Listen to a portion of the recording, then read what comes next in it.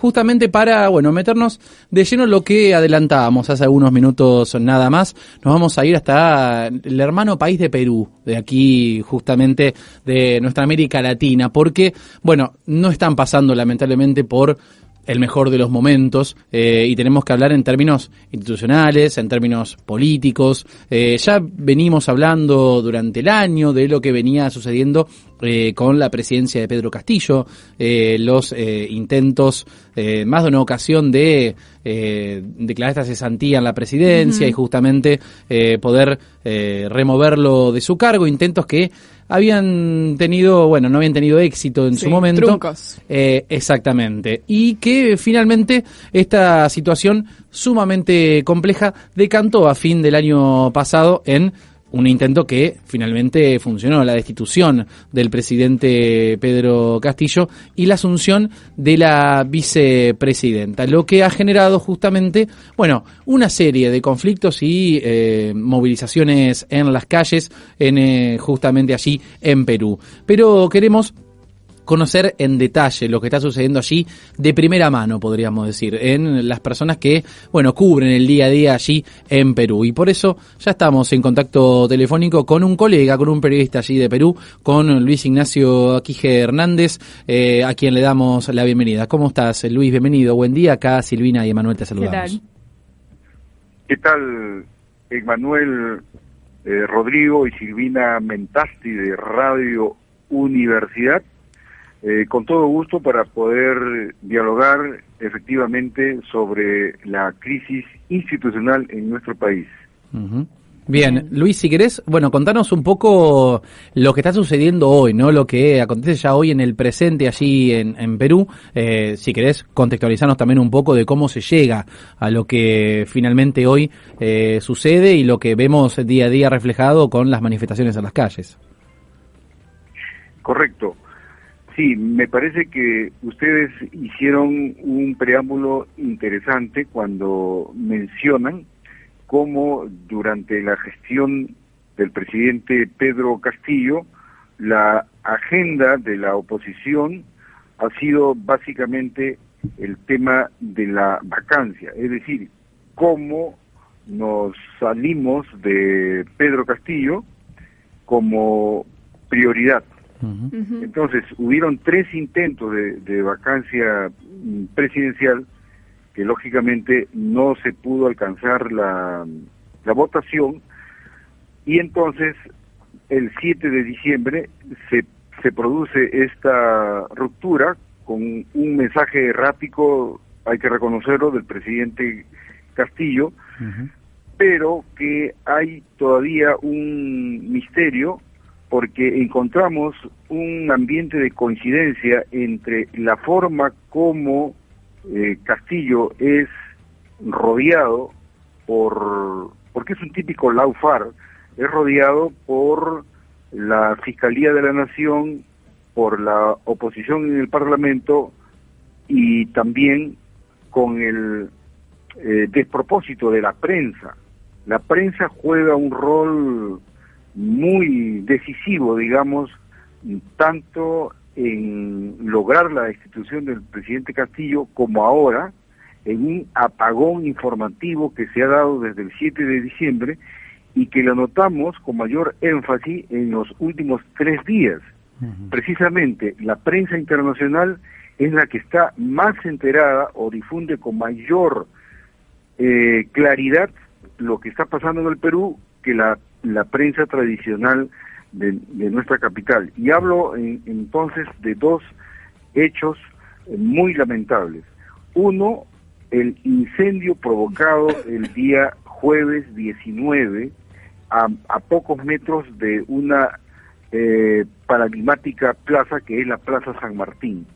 Es decir, el incendio ha sido provocado por propias fuerzas de la policía para echarle la culpa a los manifestantes, logrando el objetivo de dispersar, porque el objetivo de los manifestantes que han venido de todas partes del Perú, y por eso se llama la toma de Lima, el objetivo era llegar a Palacio Legislativo, porque uno de los puntos en agenda es el cierre del Congreso, desde la visión ciudadana que lógicamente no compatibiliza con los procedimientos que están establecidos constitucionalmente. Pero cuando una población está indignada, pide y exige en este caso, el cierre del Congreso. Entonces, la policía lo que hizo es, repito, provocar este incendio, y tengo fuentes muy cercanas que estuvieron, por eso que me atrevo a sostenerlo, que estuvieron en el mismo instante en donde se cierran las calles y se ve cuando se lanza la bomba lacrimógena, que convierte rápidamente en llamas un edificio que lamentablemente, como acá le decimos, era de quincha, es digamos una construcción antigua, pegó rápido el incendio. Claro. Entonces, ese es un primer hecho lamentable que viola, digamos, todo lo que puede considerarse en una democracia. Pero lo segundo y lo último, esperaríamos que sea lo último, ha sido este sábado, cuando las mismas fuerzas policiales, utilizando una tanqueta, ingresan hacia las instalaciones de la Universidad Mayor de San Marcos, la universidad más antigua de América, con la finalidad de capturar a quienes habían venido desde otros puntos del país, especialmente de Puno, que es el foco más controversial en este momento, Puno, Juliaca y Lave, que es frontera con Bolivia. Son más o menos 20 horas de viaje por tierra entre Puno y Lima. Esas personas, esos dirigentes, digamos, habían sido alojados en el interior de la universidad, en los lugares donde viven los estudiantes.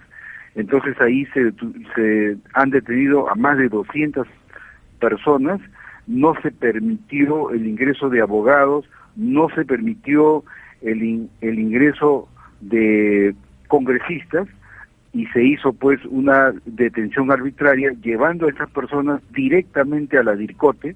La DIRCOTE es la Dirección Regional contra el Terrorismo. Entonces, este es el escenario de corte dictatorial que se está viviendo en este momento, estimados Emmanuel y Silvina. Bien. Y Luis, quería profundizar un poco sobre esta última cuestión que vos nos comentabas al respecto de la intervención allí en la universidad. Digo, en ese sentido, ¿la policía de alguna manera justifica ese operativo, no?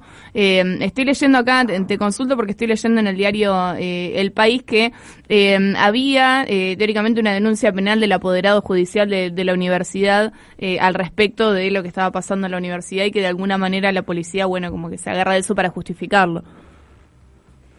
Sí, mira, ya todos sabemos que cuando un gobierno es dictatorial, maneja las cosas de la manera más efectiva, que es presionando. Sí, claro. Aquí hay dos cosas.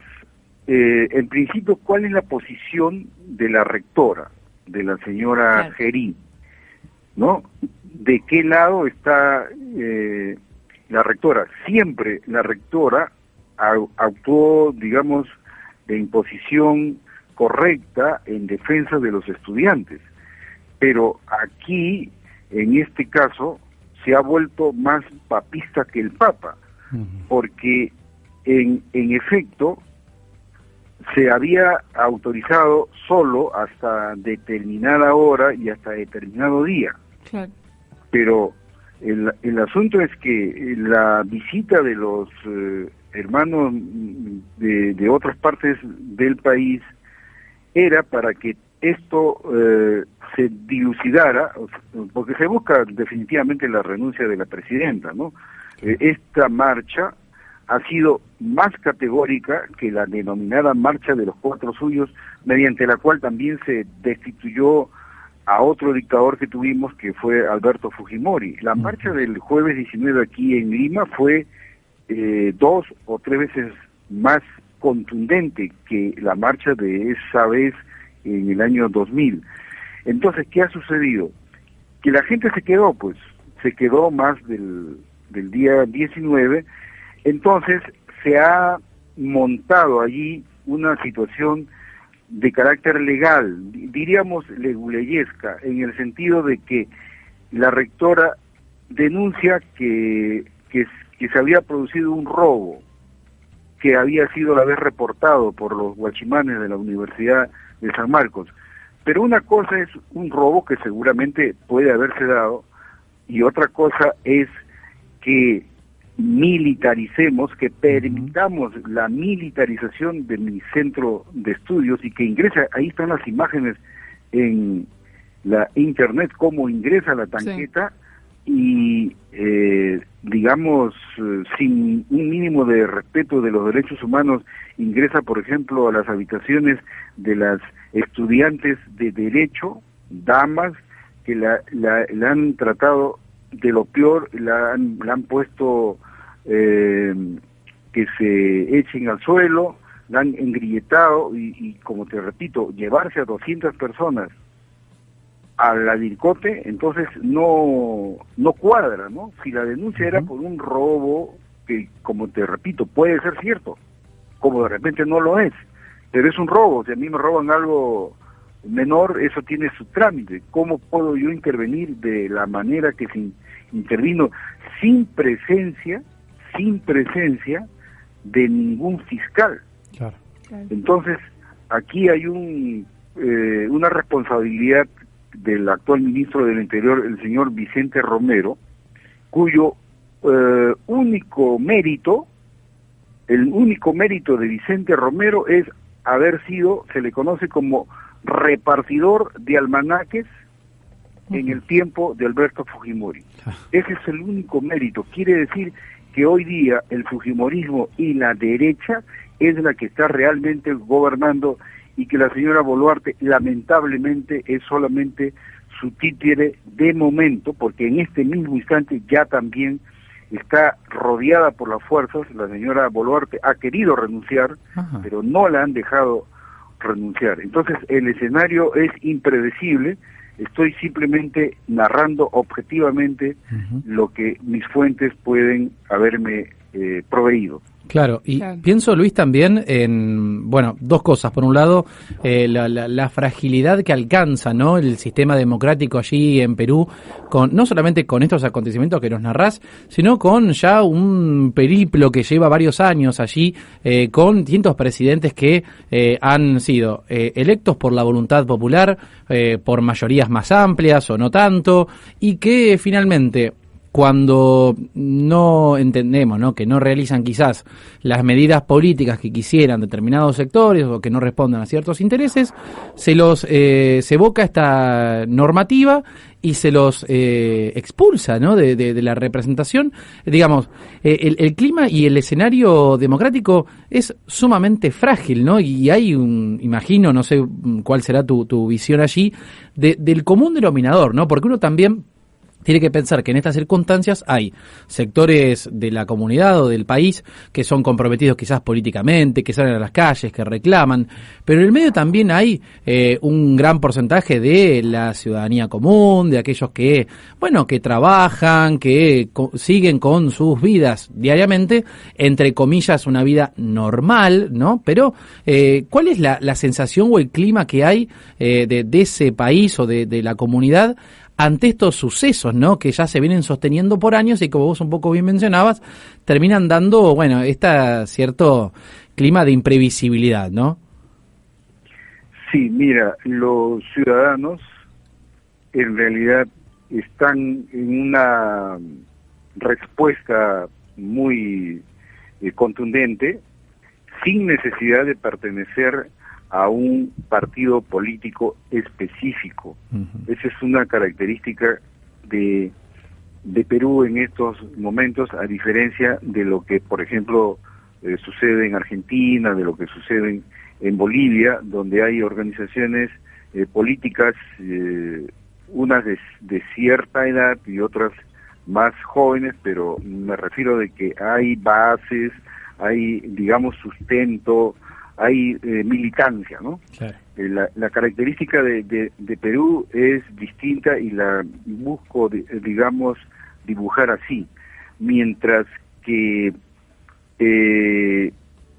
desde el gobierno de la señora Boluarte, pero fundamentalmente desde el primer ministro, que es en realidad el real poder, el señor Otárola, se pinta a través de los medios de comunicación, claro está que ahora lo tienen controlados, se pinta que estamos en el 2023, pero ellos han regresado a 1980.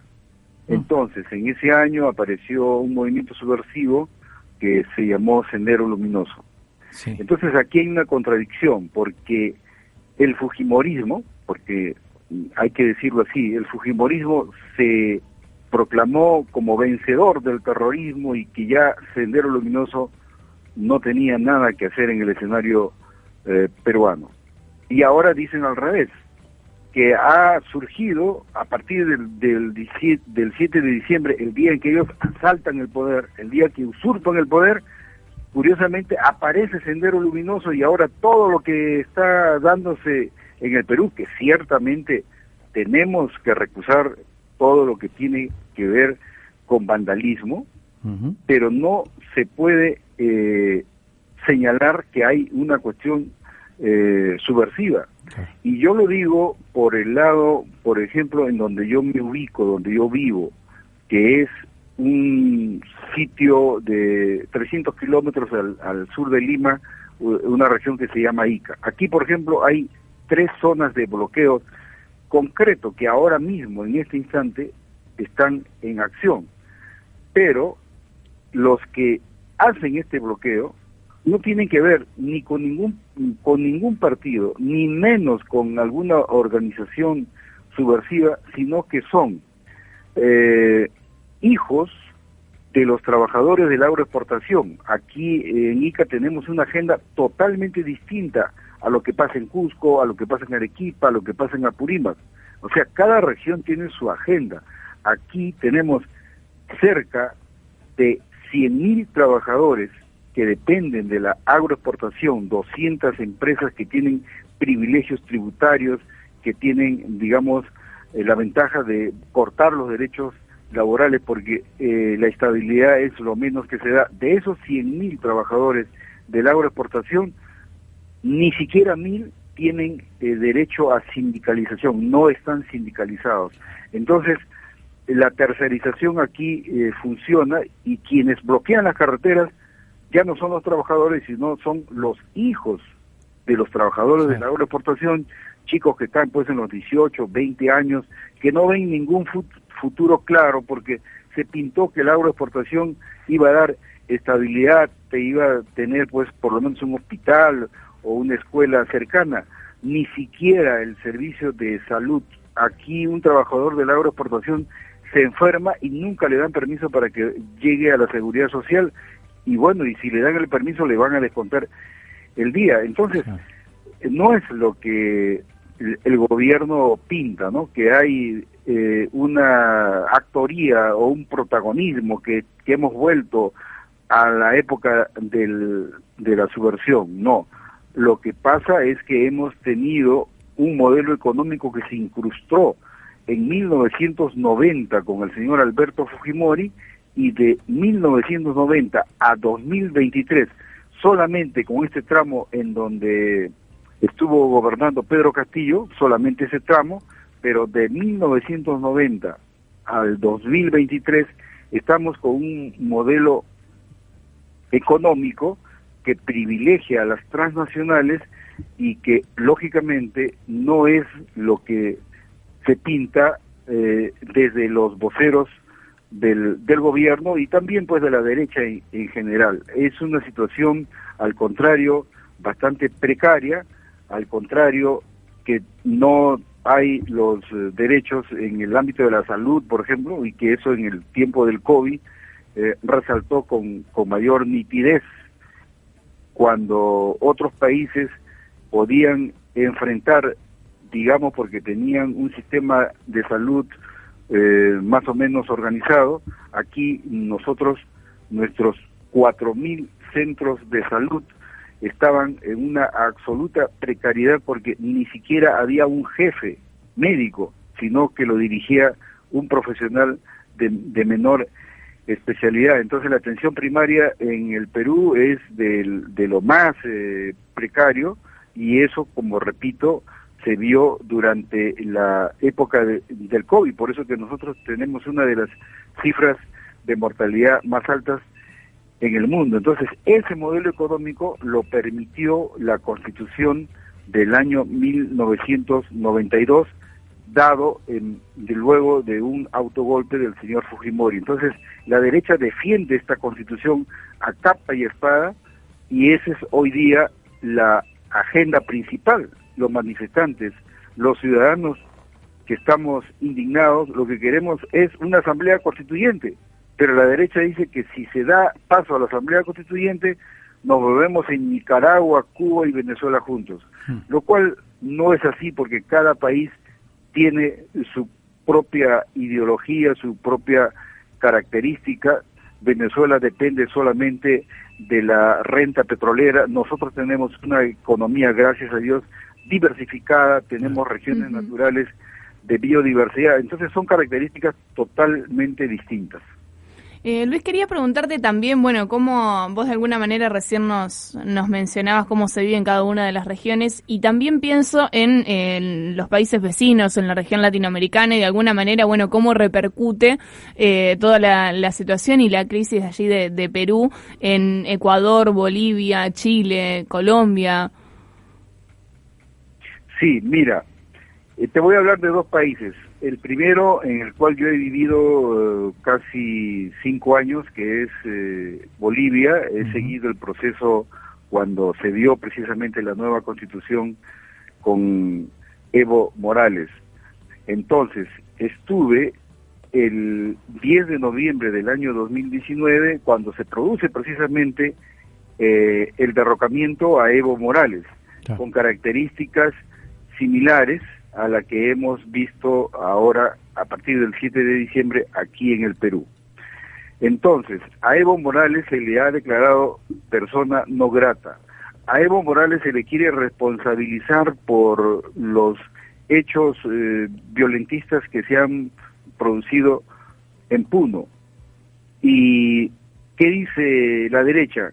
Que el Estado plurinacional, porque si revisamos la Constitución de Bolivia, vamos a encontrar en su contenido que ellos no se autodefinen como una república, sino se autodefinen como un Estado plurinacional. Sí. ¿Qué significa la plurinacionalidad? Significa que en tu territorio, en tu país, tú admites que no es pues solamente Costa, no es solamente el hombre que sigue la línea de la capital, sino que tienes, como en el Perú y como en Bolivia, tienes pues naciones selváticas como los machigüengas, o zonas andinas como los aymaras, que son ahora los que están protagonizando y dándole, digamos, un dolor de cabeza al gobierno. Entonces, la derecha dice que la plurinacionalidad es perder soberanía, y que detrás de todo esto está el Foro de Sao Paulo. Entonces, con ese discurso, ahora a estos estudiantes que han capturado en San Marcos, a todo el que le encontraban un libro de Carlos Marx, ya lo consideraban terrorista. Entonces hay allí, digamos, un exceso y sobre todo una ignorancia de carácter político. Claro. Ahora, en segundo lugar, otro país con el cual tenemos más bien ahora que hilvanar acciones es con el hermano país de Colombia, con Gustavo Petro, particularmente en la frontera con Loreto, que es una de las regiones más inexploradas y menos conocidas, no solo en el Perú, sino en el mundo, y resulta que en Loreto hay una reserva hídrica que se calcula en un 20% del planeta, es decir, precisamente la frontera con Colombia y con Brasil, pero allí felizmente se dio un proyecto especial. En el Perú hay varios proyectos especiales hídricos, todos gobernados o adscritos a los gobiernos regionales, con la excepción de Loreto, que como es zona fronteriza con Colombia, con Ecuador y con Brasil, hay un proyecto allí bastante auspicioso que ojalá ahora se retome con el hermano Gustavo Petro de Colombia.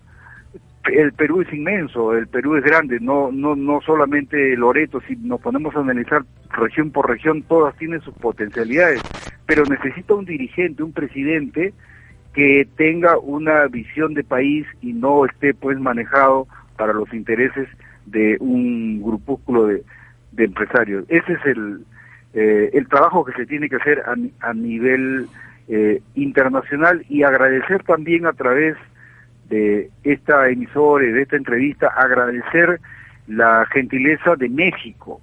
El señor López Obrador tiene en este momento asilada la familia de Pedro Castillo, que estaba, digamos, en riesgo, y el señor López Obrador siempre en sus conferencias expresa su solidaridad en nuestro país.